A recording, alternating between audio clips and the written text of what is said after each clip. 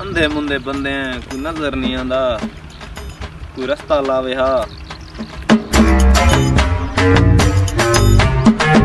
ए बचड़ा कोई वे इथा जी जी बचड़ा इथे आटा मिलदा पिया ही कितना सही इथे ही दसे ने मेरे को घरों भेजे ने उन्हें आटा मिलदा पे जी जी आओ मैं तो रास्ता लेना आओ बचड़ा जा जा बचड़ा रास्ता लाओ जा बचड़ा छोटी मैं को जा छोटी ठाकुर जे इथे आटा मिलदा पे कने था वो में थोड़ा जे में अगा थी से ना आटा को मिलता पे खाओ लगे मुझे बात बर्बाद कर दे हरामी बाल सीधे पुत